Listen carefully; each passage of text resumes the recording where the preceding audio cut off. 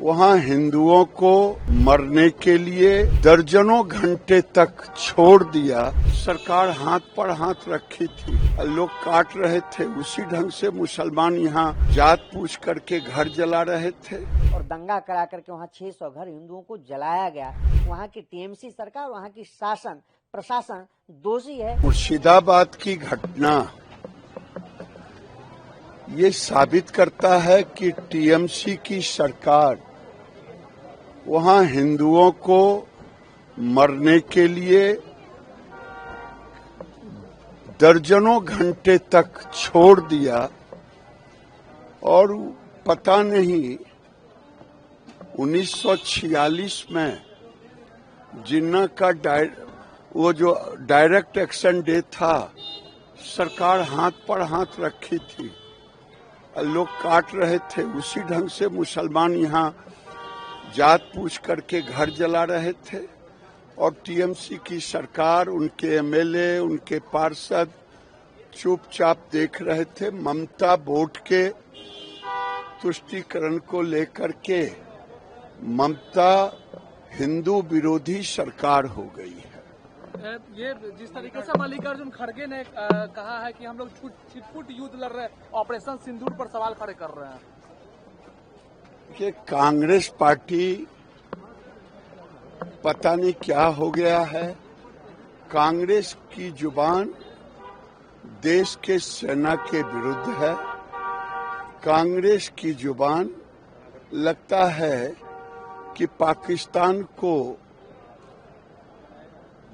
के पक्ष में भाषा बोल रहा है, पाकिस्तान की भाषा बोल रहा है। ये आज पाकिस्तान में सारे अपोजिशन जब जानते हैं आतंकियों के ठिकाने पर आतंकी मारे गए, एक अपोजिशन नहीं बोल, लेकिन भारत में राहुल गांधी ये बोल रहे हैं, बाहर जा रहे हैं अपनी बात कहने के लिए तो कह रहे हैं पीआरआई कर रहे हैं।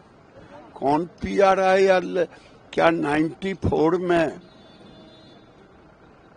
अटल बिहारी वाजपेयी, मनमोहन सिंह वाजपेयी के नेतृत्व में संयुक्त राष्ट्र संघ कांग्रेस की सरकार थी, लोग गए थे न अपनी बात कहने।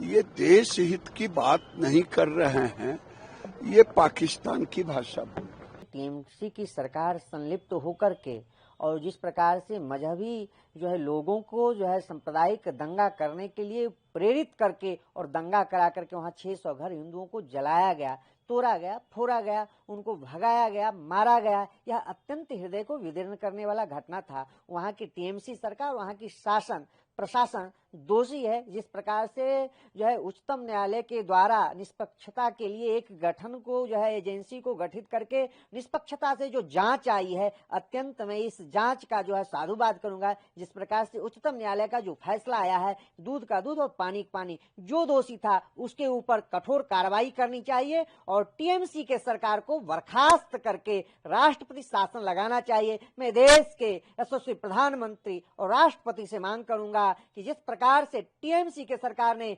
एक बहुसंख्यक समाज को उपेक्षित करके उनको हाय हत्या करने जैसे सांप्रदायिक आतंकवादी जैसे लोगों को बढ़ावा देने का जो काम किया है, अत्यंत निंदनीय है। इस पर कठोर कार्रवाई करके और टीएमसी के सरकार को बर्खास्त करके राष्ट्रपति शासन लगाना चाहिए, क्योंकि वहां पे टीएमसी के सरकार के नेतृत्व में, प्रशासन के नेतृत्व में यह जो है हमारे हिंदू भाई बहनों को मारा गया, पीटा गया, लूटा गया, भगाया गया। यह अत्यंत निंदनीय काम को करने वाली टीएमसी सरकार है, उनको बर्खास्त करके राष्ट्रपति शासन लगाना चाहिए। क्या ममता जिस तरीके से देखते हैं हिंदू विरोधी होकर है?